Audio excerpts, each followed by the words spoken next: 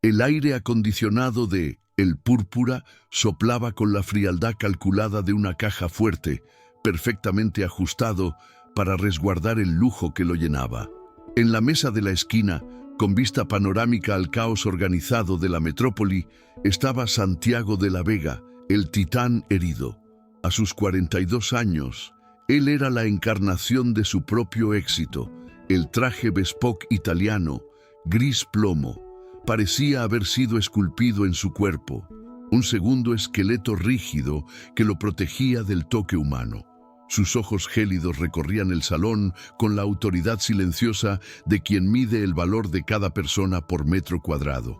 Para Santiago, la lana, el dinero, no era solo poder, era una armadura, la única medida de control que impedía que el vacío existencial se lo tragara por completo. Levantó la copa de cristal, el anillo de diamante en el meñique brilló bajo la luz focalizada. Y el tintineo fue el único sonido que se atrevió a romper su contemplación. El mundo de allá afuera era un borrón de esfuerzo y humildad. Este era su trono, inexpugnable. Tras la cortina de terciopelo, en la hirviente cocina, Elena Robles, de 38 años, lidiaba con las náuseas matutinas y el ritmo alucinante de las charolas. Ella era la mártir silenciosa. El uniforme de mesera, blanco y negro, apenas disimulaba la protuberancia de su avanzado embarazo.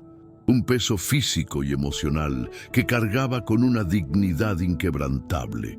El agotamiento cincelaba líneas finas alrededor de sus ojos castaños, que antes destellaban con ambición y sueños compartidos, ahora teñidos por la resignación y el cansancio de 10 horas de trabajo de pie.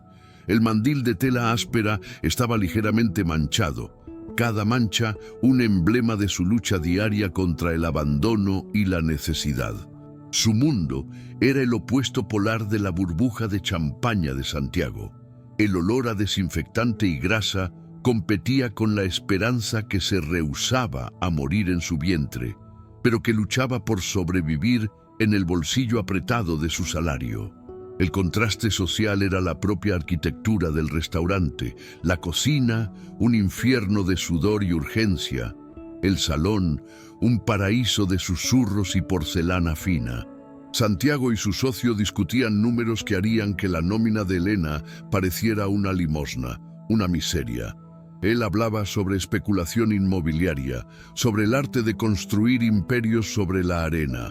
Su voz era baja y pulcra, cada sílaba cargada de una arrogancia sutil que él confundía con confianza. De repente, la plática fue interrumpida por el sonido de un plato que se estrellaba en la cocina. Un ruido fuerte y vulgar que parecía invadir el santuario de lujo.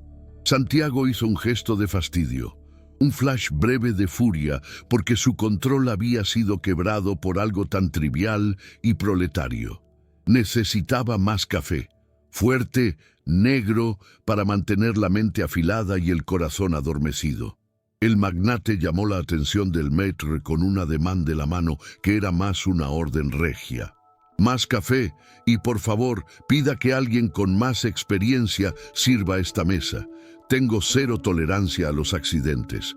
La arrogancia de su voz era el barniz que cubría una década de ambición desenfrenada. Creía sinceramente que la calidad de su día dependía de la perfección del servicio. Para él, aquellos que servían eran solo piezas en su juego, sumisas e intercambiables. No veía rostros, solo uniformes. El pensamiento sobre su exesposa, Elena, era un recuerdo añejo, enterrado bajo millones de dólares, un pasado ingenuo que había cambiado por un futuro de cemento y acero. Ella le había dicho que el dinero lo transformaría en un monstruo de hielo. Él sonrió para ese recuerdo, creyendo que el monstruo era simplemente la versión más evolucionada de sí mismo. El maître se apresuró, captando la tensión en el rostro del magnate. Buscó un sustituto y sus ojos cayeron sobre Elena. Era la única disponible, a pesar de su condición. La urgencia del magnate era ley. Elena respiró hondo, alisando el mandil y sintiendo el peso de su hijo moverse. Sabía que necesitaba el dinero, necesitaba cada propina, cada lanita, y se tragaría el orgullo para conseguirlo. La dignidad, por ahora, era un lujo que no podía costear. Sus labios finos se curvaron en una máscara de profesionalismo mientras tomaba la cafetera térmica. Se había mudado al otro lado de la ciudad, había cambiado su nombre en los registros, había hecho todo para garantizar que el pasado no la encontrara. Pero el destino, con su humor perverso, muchas veces usaba el lujo para escenificar sus reencuentros más crueles. Elena caminó sobre la alfombra suave con la lentitud forzada de quien carga un tesoro frágil. Se acercó a la mesa, con la cabeza gacha, enfocada en el equilibrio de la pesada cafetera de plata. El olor del café fuerte subió, mezclándose con el perfume caro de Santiago. «Con permiso, señor, su café», murmuró, la voz grave y profesional, cuidadosamente contenida para no revelar el temblor que sentía. Comenzó a servir, la mano ligeramente temblorosa. En ese instante, Santiago, impaciente, levantó la mirada para quejarse de su lentitud. Segundo bloque. El silencio que siguió no fue solo la ausencia de sonido, fue un vacío, un hoyo negro que se tragó la música ambiental y los susurros del salón. Las copas en la mesa de Santiago parecieron congelarse, suspendidas en el tiempo. La mano de Santiago, que estaba gesticulando, se detuvo abruptamente en el aire. El shock no era solo visual, era sísmico.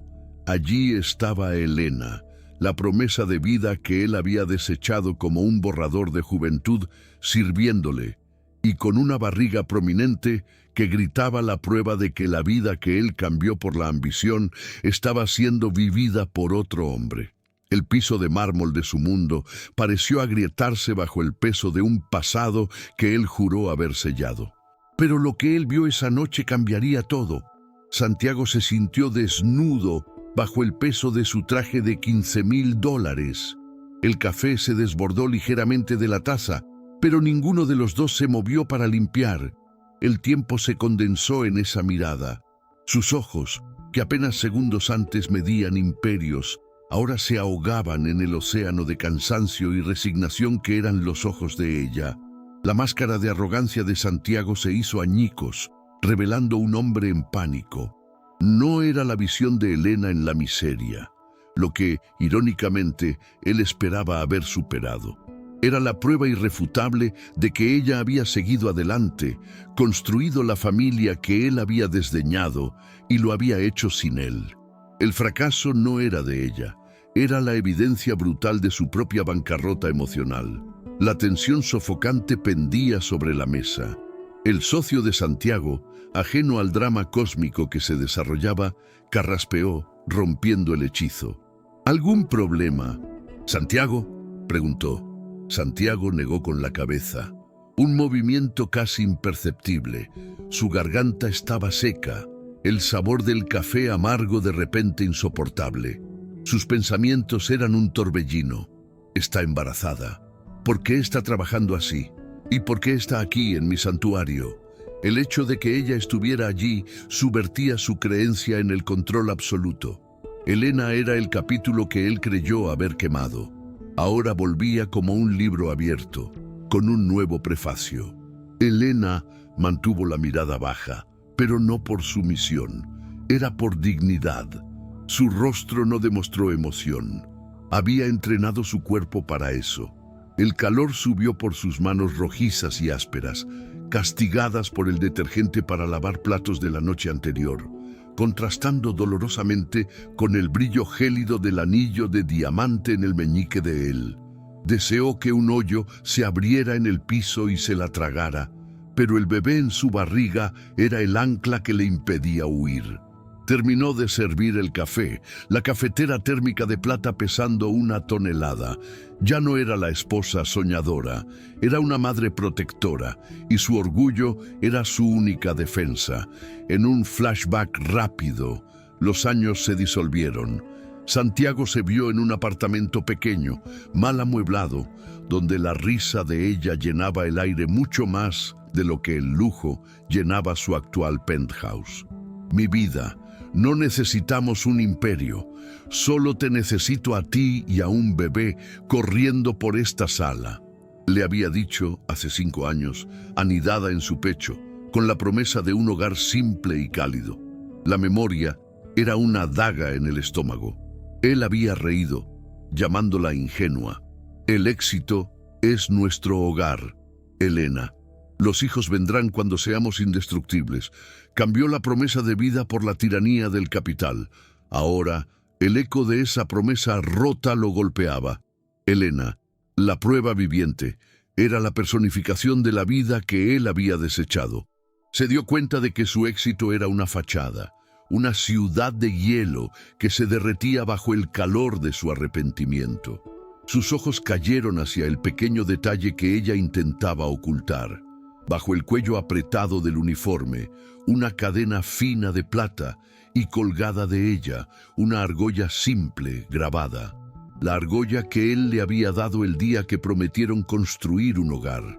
Ella aún la usaba, no como una señal de esperanza, sino como un símbolo del dolor, un recordatorio de lo que él había forzado a ambos a perder.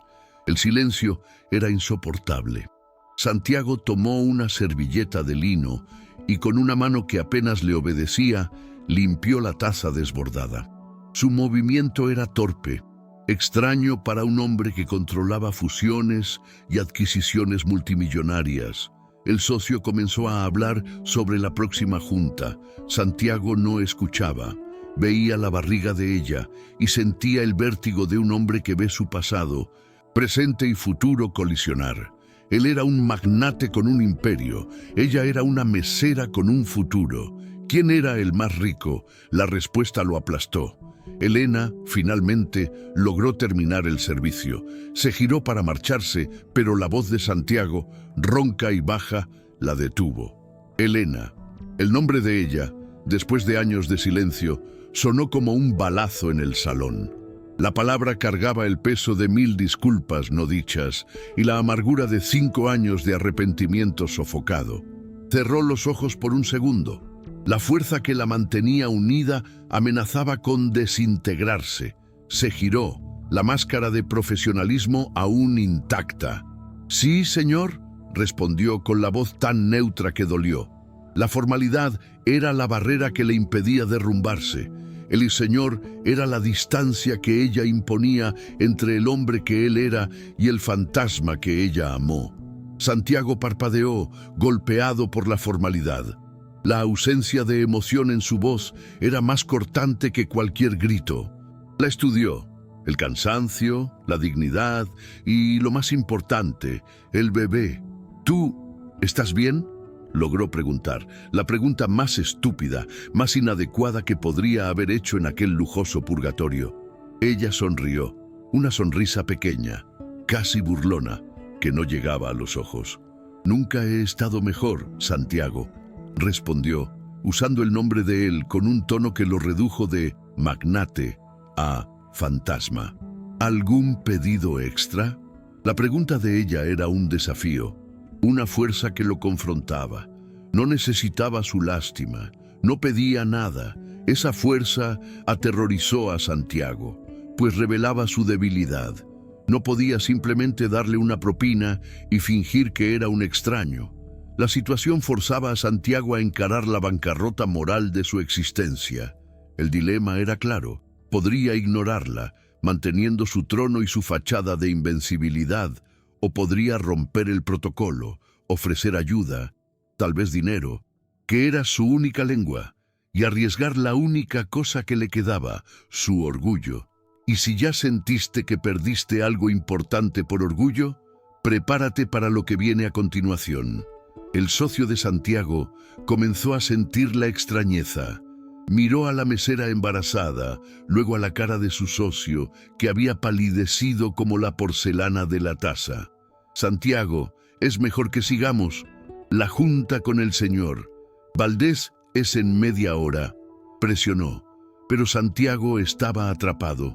Incapaz de moverse, miró el anillo de diamante en su meñique y de repente sintió el peso del metal frío, una carga, no un símbolo de poder. Comparado con la argolla simple en el cuello de Helena, su anillo parecía vulgar, ostentación vacía. ¿Qué tenía él para ofrecerle ahora? Dinero, sí, pero sabía que el dinero solo lo había estropeado todo. Helena esperaba, paciente, el rostro inexpresivo. Ella no lo humillaría. El uniforme era una humillación autoimpuesta que ella vestía para sobrevivir. Pero la ausencia de súplica en sus ojos era su mayor arma. Ella era la prueba de que él no podía comprarla. Santiago bajó la cabeza, derrotado. No podía huir, no podía confrontarla, no podía disculparse frente a su socio. Hizo la única cosa que un hombre en su trono, acorralado, podía hacer. Mintió. No, sin pedidos extra, Helena, puedes irte. Su voz era un susurro, casi inaudible, pero cargada de un dolor que ya no podía disimular. Helena asintió. El pequeño gesto era un adiós definitivo. Se giró, la mano instintivamente apoyando la barriga, y caminó en dirección a la puerta de la cocina. Cada paso era una puñalada en el corazón de Santiago, un recordatorio de que él la había dejado ir. En el torbellino de sus pensamientos, una pregunta lo golpeó con la fuerza de un puñetazo. Si ese hijo fuera suyo, ¿qué debería hacer? La posibilidad, incluso remota, de tener un heredero biológico trabajando como un sirviente en la mesa de su imperio era una ironía cruel que aplastaba su alma. Y si no lo era, ¿qué lo obligaría la dignidad de ella a confrontar en sí mismo? Se levantó de la silla de cuero, ignorando al socio, y caminó en dirección a la ventana. La ciudad de allá afuera parecía gris y sin sentido. Vio a Helena desaparecer en la puerta vaivén de la cocina. No la siguió, no podía, era un cobarde. Volvió a la mesa, pero el hambre y el apetito se habían ido. La copa de vino estaba llena, el líquido rojizo parecía sangre en su vaso.